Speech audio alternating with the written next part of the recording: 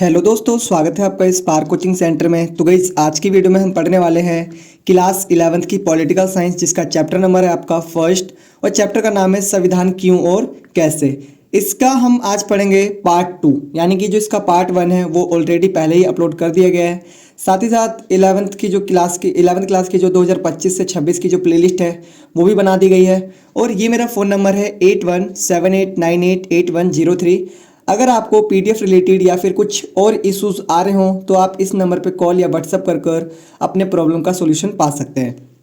ये बच्चों आपकी बुक फर्स्ट है, यानी कि जो इसकी सेकंड बुक है उसका भी हमने पार्ट 1 अपलोड कर दिया है। यानी कि आपके जो फर्स्ट बुक और सेकंड बुक के जो चैप्टर्स हैं सारे, उनका मैंने पार्ट 1 ऑलरेडी सबका अपलोड कर दिया है। अब हम सारे चैप्टर्स के पार्ट 2 लेकर आ रहे हैं और आने वाले टाइम में इसका पार्ट 3 मिलेगा, जिसमें आपको MCQ क्वेश्चंस करवाए जाएंगे जो एक एक मार्क्स के पेपर में पूछे जाते हैं।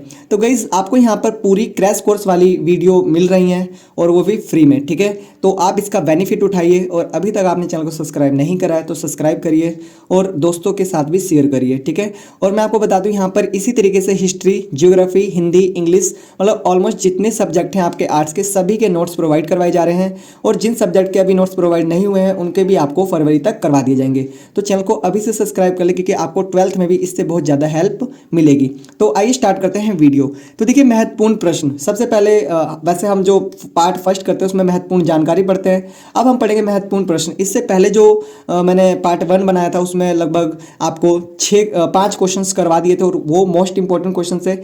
आप जो वीडियो बना रहे हैं इसमें आपके लगभग इंपॉर्टेंट क्वेश्चंस हैं और ये थोड़ी सी लॉन्ग वीडियो बनेगी, तो पूरा वॉच करिएगा। उसका रीज़न बता रहा हूँ, अगर आप वीडियो को पूरा वॉच करेंगे तो कहीं ना कहीं जो आपका पेपर है उसमें अच्छे मार्क्स आने के चांसेस बढ़ जाएंगे, लगभग 80 to 90%, ठीक है। चलिए स्टार्ट करते हैं वीडियो। तो देखिए, ये वाला क्वेश्चन है आपका क्वेश्चन नंबर 6, हमें संविधान की आवश्यकता क्यों है। अथवा क्वेश्चन या तो ऐसे पूछा जा सकता है या फिर संविधान के कार्यों का वर्णन कीजिए।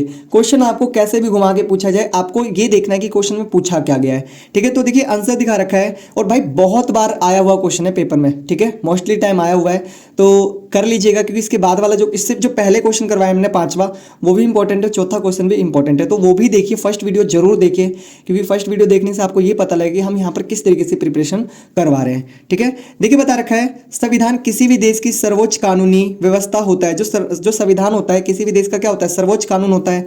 इसकी आवश्यकता निम्न कारणों से होती है। इसकी जो आवश्यकता है वो निम्न कारणों से होती है। बता रखा है पहला, शासन की स्पष्ट व्यवस्था के लिए। जो शासन, पहला पॉइंट दिखा रखा है शासन की स्पष्ट व्यवस्था के लिए, ठीक है। संविधान ये निर्धारित करता है कि देश का शासन कैसे चलेगा और सरकार की शक्तियां व सीमाएं क्या होंगी। मतलब ये क्या करता है, शासन को स्पष्ट करता है कि जो देश का शासन है वो किस तरीके से चलेगा, ठीक है। कौन तय करता है, ये करता है संविधान, ठीक है। पहला कार्य इसका ये था कि शासन की स्पष्ट व्यवस्था के लिए होता है, ठीक है। दूसरा दिखा रखा है नागरिकों के अधिकारों की सुरक्षा के लिए। किसके लिए भाई, नागरिकों के अधिकारों की सुरक्षा के लिए, ठीक है। मतलब जो संविधान क्यों आवश्यकता होती है, ताकि नागरिकों के अधिकारों की सुरक्षा हो सके, ठीक है। बता रखा है यह मौलिक अधिकारों के माध्यम से व्यक्ति की स्वतंत्रता, समानता और गरिमा की रक्षा करता है। मतलब क्या करता है, मौलिक अधिकारों के माध्यम से स्वतंत्रता की रक्षा करता है, समानता की रक्षा करता है और गरिमा की कहीं ना कहीं रक्षा करता है, ठीक है। तो संविधान की हमें क्यों जरूरत हो, क्योंकि नागरिकों के अधिकारों की क्या करता है, वो सुरक्षा करता है। भाई पेपर में ये क्वेश्चन आपका 4, 6, 2 का भी पूछा जा सकता है, तो आप 6 नंबर की प्रिपरेशन कीजिए, 4 और 2 में ऑटोमेटिकली हो जाएगी, ठीक है। आगे तीसरा पॉइंट है कानून के शासन की स्थापना के लिए। किसके लिए हमें संविधान की आवश्यकता क्यों होती है, ताकि कहीं ना कहीं जो कानून की शासन की स्थापना हो सके।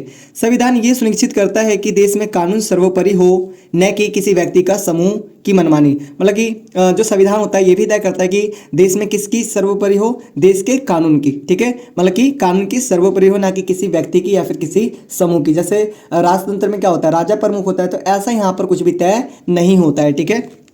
आगे दिखा रखा है चौथा, लोकतांत्रिक व्यवस्था को मजबूत करने के लिए। जो हमें संविधान की आवश्यकता क्यों होती है, क्योंकि इससे कहीं ना कहीं जो लोकतांत्रिक व्यवस्था होती है वो क्या होती है, मजबूत होती है। बता रखा है ये जनता को सरकार चुनने और उसे जवाबदेह बनाने का अधिकार देता है। मतलब कि जो लोकतांत्रिक व्यवस्था होती है वो क्या करता है, कहीं ना कहीं जनता को अपनी सरकार चुनने का अधिकार देता है और कहीं ना कहीं उसे और जवाबदेही बनाता है, ठीक है।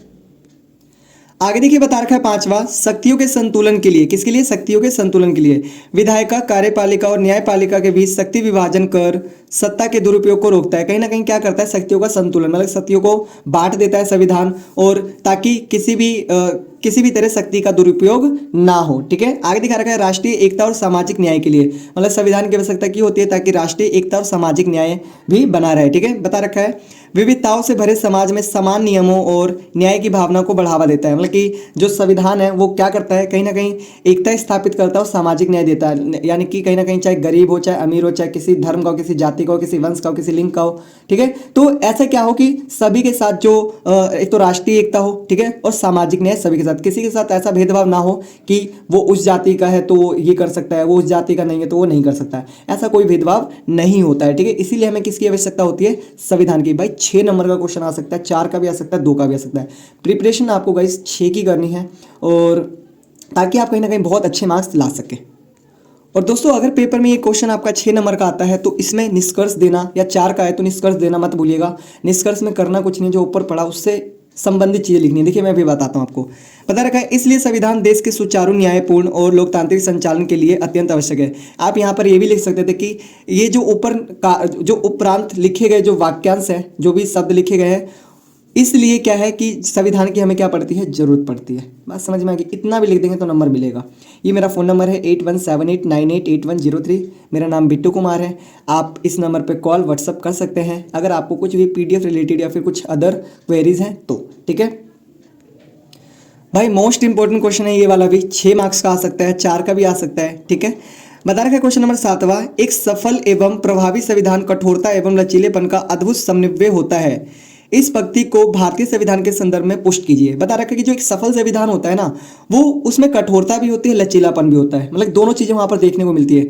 इसको हमें बताना है भारत के संविधान के अकॉर्डिंग। तो आइए स्टार्ट करते हैं वीडियो को। ठीक है, इसको देखिए 8178988103 ये मेरा कॉन्टैक्ट नंबर है। अगर आपको कोई भी पीडीएफ रिलेटेड या फिर कुछ स्टडी रिलेटेड प्रॉब्लम हो रही हो तो आप इस नंबर पर कॉल या फिर व्हाट्सअप कर अपनी क्वेरी को सॉल्व करवा सकते हैं।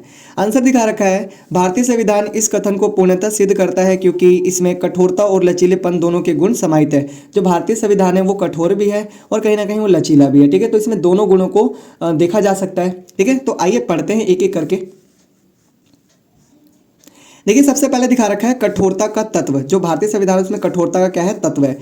संविधान के कुछ प्रावधानों में संशोधन के लिए विशेष बहुमत और राज्य की स्वीकृति आवश्यक होती है। मतलब बता रखा है जो संविधान है उसके कुछ प्रावधान ऐसे दिए गए हैं जिसमें संशोधन के लिए आपको विशेष बहुमत की जरूरत पड़ेगी और कहीं ना कहीं जो राज्य की स्वीकृति भी आवश्यक होती है कई संशोधनों में। ठीक है, जैसे बता रखा है राज्य संघ संबंध, राष्ट्रपति की शक्तियां आदि। मतलब जैसे आप राज्य संघ संबंध के बारे में कोई कानून बना रहे हैं या फिर संशोधन कर रहे हैं तो उनमें राज्य की सहमति होगी। ठीक है, हो सके विशेष बहुमत की भी आवश्यकता पड़ सकती है, या फिर राष्ट्रपति की शक्तियां पर आधारित कोई सा संशोधन हो रहा है, कानून बन रहा है तो कहीं ना कहीं उस पर भी किसके विशेष बहुमत की आवश्यकता पड़ेगी, या फिर कहीं ना कहीं जो राज्य है उसकी, राज्य और संघ की भी कहीं ना कहीं उसमें सहमति की आवश्यकता पड़ेगी। तो इसलिए हमारा संविधान क्या है, कठोर है। ठीक है, आगे देखो दूसरा बता रखा है लचीलेपन का तत्व। जो भारतीय संविधान है उसमें लचीलापन भी देखने को मिलता है। बता रखा है कि कई अनुच्छेदों में संसद साधारण बहुमत से भी संशोधन कर सकती है। मतलब कि कई अनुच्छेद ऐसे हैं जो संसद क्या कर सकती है, साधारण बहुमत से भी संशोधन कर सकती है, जिससे समयानुकूल परिवर्तन संभव होता है। मतलब कि कह सकते हैं कि जो समय के अनुसार जो परिवर्तन होने चाहिए संविधान में, जो उसको जीवंत दस्तावेज बनाए रखे, इसलिए भी ऐसे संशोधन किए जा सकते हैं। मतलब कि ऐसे भी है जिसमें बिना विशेष बहुमत के भी हो सकता है, मतलब कि साधारण बहुमत से भी संशोधन किया जा सकता है। ठीक है, नेक्स्ट दिखा रखा है अनुच्छेद 368। ठीक है, बता रखा है जो भारतीय संविधान है लचीला और कठोर है, उसका मिश्रण कैसे पता लगता है, देखो बता रखा है ये संविधान संशोधन की स्पष्ट प्रक्रिया बताता है। ये संविधान संशोधन क्या बताता है, स्पष्ट प्रक्रिया जो कठोरता और लचीलेपन की के बीच संतुलन स्थापित करता है। यहाँ पर बीच लिख लेना। ठीक है, बीच क्या करता है, संतुलन स्थापित करता है, मतलब कठोर भी बनाता है संविधान को और कहीं ना कहीं लचीला भी बनाता है। ठीक है, ये क्या करता है, दोनों के बीच एक तरीके से संतुलन बनाता है। आगे दिखा रखा है मौलिक अधिकारों में संशोधन आवश्यकता अनुसार। बता रखा है कि आवश्यकता अनुसार मौलिक अधिकारों में परिवर्तन किए गए हैं परंतु उनकी मूल भावना सुरक्षित रखी गई है। मतलब कि अगर समय के अनुसार हमें लगता है कि मौलिक अधिकारों में परिवर्तन करने चाहिए तो बिल्कुल करा गया है, लेकिन उसकी जो मूल भावना है ना उसको अभी तक बचाए रखा गया है। ठीक है, आगे देखिए बता रखा है न्यायपालिका की भूमिका। इसमें क्या दी गई है, न्याय मतलब कठोर और लचीला कैसे पता लगता है हमें, देखो बता रखा है न्यायपालिका की भूमिका। न्यायिक समीक्षा और मूल संरचना सिद्धांत संविधान की मूल भावना सुरक्षित रखी गई है। मतलब कि न्यायिक समीक्षा यहाँ पर है, ठीक है, और मूल संरचना भी है, मतलब कि जैसे पहला संविधान बना था आज भी वैसा संविधान है। तो ये क्या है, जो इसकी संविधान की जो मूल भावना है वो आज भी सुरक्षित रखी गई है, वैसी की वैसी है। आगे दिखा रखा है समय के साथ परिवर्तनशीलता। समय के साथ क्या होता है, हमारा जो संविधान है वो परिवर्तनशील होता है। जैसे बता रखा है सामाजिक, राजनीतिक और आर्थिक आवश्यकताओं के अनुसार अब तक अनेक संशोधन किए गए हैं। मतलब कि सामाजिक आधार पर और राजनीतिक आधार पर और आर्थिक आधार पर क्या किए गए हैं, आवश्यकता के अनुसार इसमें परिवर्तन किए गए हैं, संशोधन किए गए हैं। ये मेरा फ़ोन नंबर है 8178988103। आप इस पर कॉल कर सकते हैं। और अगर आपको पीडीएफ रिलेटेड या फिर कुछ अदर प्रॉब्लम आ रही हो स्टडी रिलेटेड, तो आप बिल्कुल इस नंबर पे कॉल कर अपनी क्वेरी को सॉल्व करवा सकते हैं। अब हम देख लेते हैं यहाँ पर इसका निष्कर्ष। बच्चों देखो, मैं एक बात बता रहा हूँ मैं आपको, जब भी आप 6 मार्क्स का क्वेश्चन या 4 मार्क्स का क्वेश्चन अटैम्प्ट करें तो आपको ट्राई करना है कि एक निष्कर्ष अवश्य दें। निष्कर्ष से फायदा क्या होता है कि आपको कहीं ना कहीं जो नंबर जहाँ कटने होते हैं वो नंबर नहीं कटकर वहाँ भी नंबर मिल सकते हैं, ठीक है, क्योंकि एक तरीके से ये भी एक पॉइंट बन जाता है। दिखा रखा है निष्कर्ष। इस प्रकार भारतीय संविधान न तो पूर्णतः कठोर है और न ही अत्यधिक लचीला है, बल्कि दोनों का संतुलन समन्वय है जो इसे सफल एवं प्रभावी बनाता है। मतलब कहीं ना कहीं इसी के कारण क्या है, जो आपका जो संविधान है वो कठोर भी है, लचीला भी है, और कहीं ना कहीं समय के अनुसार इसमें क्या होती है, कुछ चीज़ें परिवर्तन भी हो जाती हैं। तो यही चीज़ें क्या बनाती हैं, एक सफल संविधान और प्रभावी संविधान बनाती है भारतीय संविधान को। समझ में आ गया? चलिए, अगर वीडियो पसंद आई हो तो वीडियो को लाइक, शेयर, कमेंट और भाई दोस्तों के साथ जरूर शेयर करना, ठीक है। और उन दोस्तों के साथ जो किसी कारणवश ट्यूशन नहीं जा पाते हैं या फिर कोचिंग नहीं ले पाते हैं, बिल्कुल उनको शेयर करिए ताकि कहीं ना कहीं उनकी भी हेल्प हो सके। देखिए क्वेश्चन नंबर 8वां है आपका, भारतीय संविधान के गठन पर प्रकाश डालें। जो भारतीय संविधान है उसके गठन पे क्या करना है, प्रकाश डालना है। देखिए बता रखा है क्वेश्चन नंबर 8वां, भारतीय संविधान के गठन पे क्या करना है, प्रकाश डालना है। आइए देखते हैं आंसर। भारतीय संविधान का गठन एक सुव्यवस्थित और ऐतिहासिक प्रक्रिया के माध्यम से हुआ है। मतलब जो भारतीय संविधान बनाया गया है उसको एक व्यवस्थित तरीके से बनाया गया है और ऐतिहासिक प्रक्रिया के द्वारा बनाया गया। पहला दिखा रखा है इसमें संविधान सभा की स्थापना। पहले क्या किया गया भाई, संविधान सभा की स्थापना की गई। बता रखा है भारतीय संविधान के निर्माण के लिए 1946 में कैबिनेट मिशन योजना के अंतर्गत संविधान सभा का गठन किया गया। मतलब कि 1946 में किसका गठन किया गया, एक कैबिनेट मिशन के द्वारा, ठीक है, किसका, संविधान सभा का, ठीक है। मतलब कि जो भारतीय संविधान है उस पर जो उसका गठन हुआ था उस पर पूरा प्रकाश डाला, मतलब कैसे भारतीय संविधान को बनाया गया है, ठीक है। तो सारी प्रक्रिया आपको यहाँ पर बतानी है।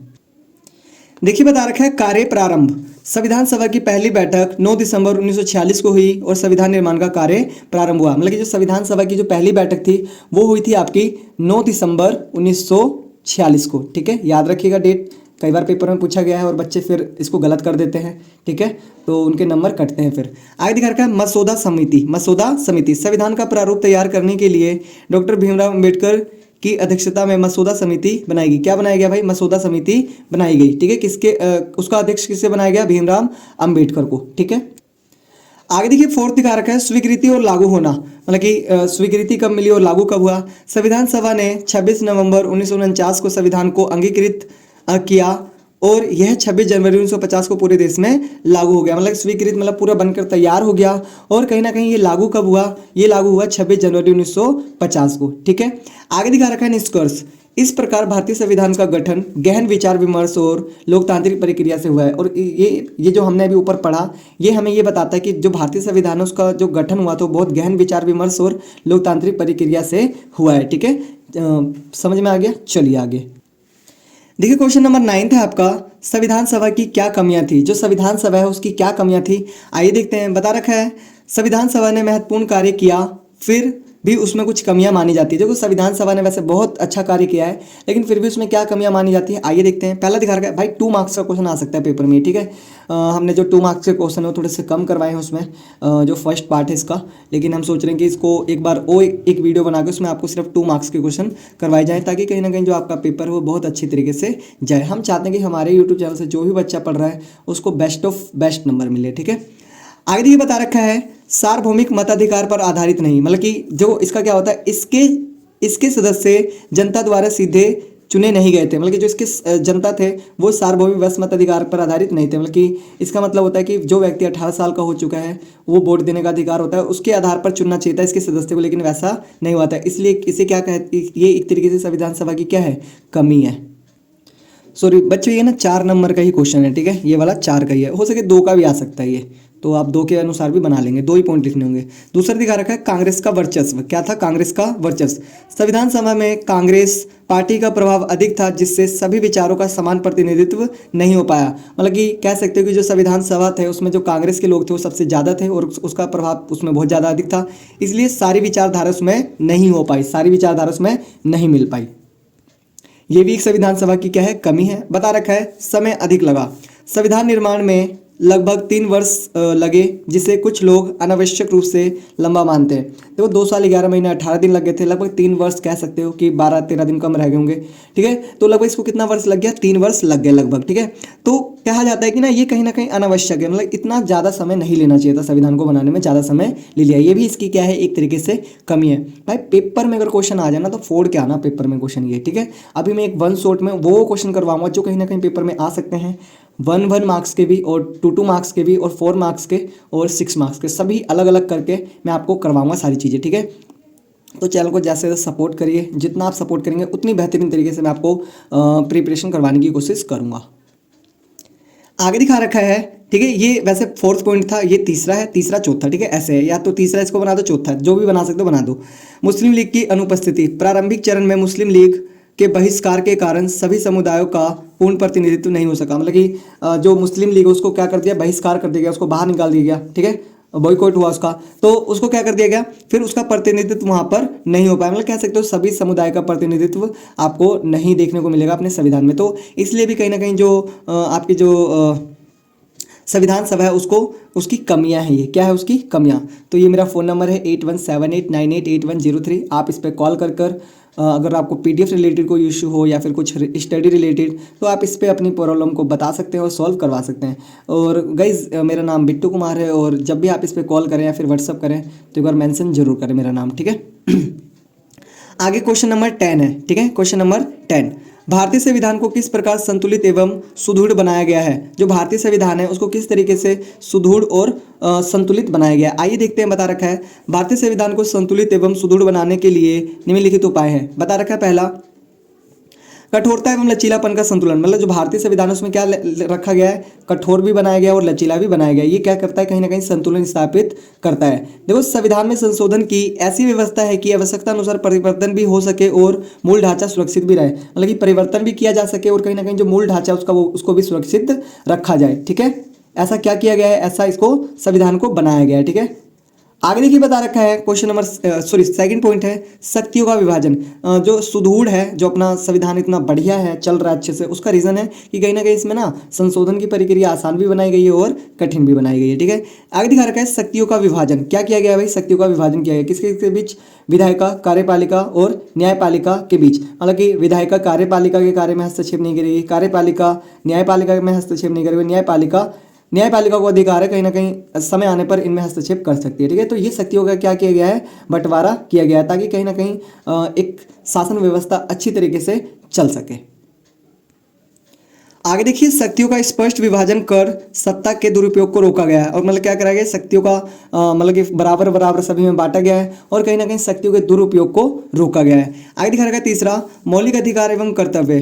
ठीक है, बता रखा है नागरिकों के अधिकारों की सुरक्षा के साथ साथ उनके कर्तव्यों का भी निर्धारण किया गया। मतलब कि उनको मौलिक अधिकार तो दिए गए हैं, साथ ही साथ उनके कर्तव्य भी उनको दिया गया है। ठीक है, आगे 4th पॉइंट है संघीय व्यवस्था के साथ एकता। मतलब कि यहाँ पर बता रहा है कि यहाँ पर वैसे देखने को संघीय व्यवस्था है लेकिन फिर भी यहाँ पर एकता देखने को मिलती है। केंद्र और राज्यों के बीच शक्तियों का संतुलन स्थापित कर राष्ट्रीय एकता को मजबूत किया गया है। मतलब कहीं ना कहीं जो केंद्र है और जो राज्य है दोनों की शक्ति को बांटा गया है, लेकिन कहीं ना कहीं फिर भी हमें एकता देखने को मिलती है। ठीक है, ये इसमें बताया गया है। तो गाइज ये मेरा फ़ोन नंबर है 8178988103। अगर आपको कुछ भी पीडीएफ रिलेटेड या फिर कुछ अदर इश्यूज हो तो आप इस नंबर पर कॉल या व्हाट्सअप कर अपनी क्वेरी को सॉल्व करवा सकते हैं। अब हम पढ़ेंगे पूरा निष्कर्ष। इस प्रकार भारतीय संविधान संतुलित व्यवस्था और मजबूत लोकतांत्रिक ढांचे का उदाहरण है। कहीं ना कहीं ये जो हमने ऊपर जितनी भी चीज़ें पढ़ी इसके उपरांत हम कह सकते हैं कि इस तरीके से जो भारतीय संविधान है वो एक व्यवस्थित है, संतुलित है और कहीं ना कहीं मजबूत लोकतांत्रिक ढांचे का उदाहरण है। ठीक है, समझ में आ गया। पेपर में क्वेश्चन समझना है आपको, क्वेश्चन को 4-5 बार पढ़िए, आंसर तो निकल जाता है। क्वेश्चन ही नहीं समझ में आएगा तो आंसर नहीं आएगा। पहले first of all you have to know what is the question. ठीक है, क्वेश्चन पूछना क्या चाह रहा है, आप ये समझ जाएंगे तो ऑटोमेटिकली आंसर दे पाएंगे। आगे देखिए क्वेश्चन नंबर 11 है आपका, भारतीय संविधान की आलोचनाओं पर प्रकाश डालिए। जो भारतीय संविधान है उसकी आलोचना की जाती है, उस पर प्रकाश डालना है। बता रखा है पहला, अत्यधिक लंबा एवं जटिल। जो भारतीय संविधान है कैसा है, अत्यधिक लंबा है और जटिल है। भारतीय संविधान विश्व के सबसे लंबे संविधानों में से एक है, जिससे इसे समझना सामान्य नागरिक के लिए कठिन हो जाता है। मतलब बता रखा है कि इसकी कमियां बताई गई है, आलोचना की गई है कि भारतीय संविधान एक तो इतना लंबा है, जिसके कारण क्या हो सकता है कि जो आम नागरिक है उसको समझने में थोड़ी सी कठिनाई हो सकती है और कठिन भी हो सकता है। ठीक है, ऐसा बताया गया। दूसरा, उधार का संविधान बता रखा है, जैसे इसमें प्रावधान लिए गए ना ब्रिटेन से, कनाडा से, अमेरिका से, आयरलैंड से, तो ये कहीं ना कहीं इसको क्या बोलते हैं कि उधार लिया गया संविधान है। ठीक है, देखो बता रखा है इसमें ब्रिटेन, अमेरिका, आयरलैंड आदि देशों से अनेक प्रावधान लिए गए हैं, इसलिए इसे मौलिकता की कमी वाला कहा जाता है। देखो आलोचना की गई है कि कहीं ना कहीं जो अपना संविधान है ना, भारतीय संविधान, वो कहाँ से लिया गया है, मतलब अलग अलग देशों से कुछ प्रावधान उठाए गए हैं, तो इसलिए मैंने इस जो अपना संविधान है उसमें मौलिकता की कमी, जो अपने देश के अनुसार चीज़ें होनी चाहिए थी ना, वो इसमें नहीं है। तो ये कहीं ना कहीं क्या है, एक तरीके से कह सकते हो इसकी कमियां हैं, और एक तरीके से कह सकते हो इसकी आलोचना इस तरीके से की गई है। समझ में आ गया? चलिए देखिए बच्चे, बहुत ही इंपॉर्टेंट क्वेश्चन है, 2 मार्क्स का। ये दोनों क्वेश्चन बहुत इंपॉर्टेंट है। ठीक है, ऐसे ही क्वेश्चन आपके पूछे जाते हैं पेपर में और फिर बच्चा कंफ्यूज हो जाता है, क्योंकि क्वेश्चन बहुत ज़्यादा घुमा रखा है। तो ऐसे क्वेश्चन की प्रिपरेशन कर लीजिए, ताकि कहीं ना कहीं आप बहुत अच्छी तरीके से अपने पेपर को पास कर सकें। क्वेश्चन नंबर 12 है, सार्वभौमिक वैश्य मताधिकार क्या है और उसे एक उपलब्धि क्यों माना जाता है। जो सार्वभौमिक वैश्य मताधिकार है वो है क्या और उसे एक उपलब्धि क्यों माना गया है। ठीक है, बता रखा है सार्वभौमिक वैश्य मताधिकार का अर्थ है कि 18 वर्ष या उससे अधिक आयु का प्रत्येक नागरिक बिना जाति, धर्म, लिंग, शिक्षा या संपत्ति के भेदभाव के मतदान का अधिकार रखता है। मतलब कि भारत का प्रत्येक व्यक्ति जो 18 साल का है, चाहे वो किसी धर्म, किसी जाति, अमीर, गरीब, कुछ भी हो, उसको क्या चीज़ का अधिकार है, वोट देने का अधिकार। ठीक है, वो 18 वर्ष का पार हो चुका, तो इसी क्या कहते हैं, इसे ही सार्वभौमिक वैश्य मताधिकार कहते हैं। अगला दिखा रखा है, बता रखा है इसे एक बड़ी उपलब्धि इसलिए माना जाता है क्योंकि इसने लोकतंत्र को मजबूत किया है। आए नागरिक खासकर महिलाओं, ठीक है, बता आम नागरिक खासकर महिलाओं, दलितों और गरीब वर्गों को सत्ता में भागीदारी दी और भारत में एक व्यक्ति एक वोट की भावना को स्थापित किया है। मतलब कि इसको एक उपलब्धि इसलिए माना जाता है कि भारत में ना, चाहे व्यक्ति अमीर हो, गरीब हो, महिला हो, पुरुष हो, दलित हो, सभी को क्या दिया गया है, सभी को एक व्यक्ति एक वोट का अधिकार दिया गया है। तो इसीलिए क्या है, एक महत्वपूर्ण उपलब्धि है। ठीक है, आगे देखिए, अब ये चैप्टर हो चुका है ऑलमोस्ट खत्म। ये मेरा फ़ोन नंबर है 8178988103। तो गाइस इसका पार्ट 3 आएगा। पार्ट 3 आपका मैं बताता हूँ किस बेस पे आएगा, किस टॉपिक से रिलेटेड आएगा। जो आपके पेपर में 1-1 मार्क्स के क्वेश्चन आते हैं ना, यानी कि MCQ, उससे रिलेटेड यहाँ पर मैं क्वेश्चन आपको करवाऊंगा। और ऐसे क्वेश्चन लेकर आऊँगा 12 से 13 क्वेश्चन या 15 क्वेश्चन या 20 क्वेश्चन, जो कहीं ना कहीं अगर आप यहाँ से पढ़कर जाएंगे तो कहीं ना कहीं पेपर में आप इजीली उनके आंसरिंग कर पाएंगे। ठीक है, एक वीडियो में बनाऊंगा जिसमें वो क्वेश्चन मैं आपको दूंगा, जिससे कहीं ना कहीं आपका पेपर में क्वेश्चन पूछा ही जा सकता है। तो गाइस ज़्यादा से ज़्यादा चैनल को सपोर्ट करें और पढ़ते रहें और लोगों को शेयर करते रहें वीडियो, ताकि आपका तो भला हो और साथ में अन्य लोगों का भी भला हो। तो आज के लिए इतना ही। इसी तरीके की बेहतरीन वीडियोज़ मैं यहाँ पर लाता रहूँगा। बने रहिए चैनल के साथ, सीखते रहिए। जय हिंद, जय भारत।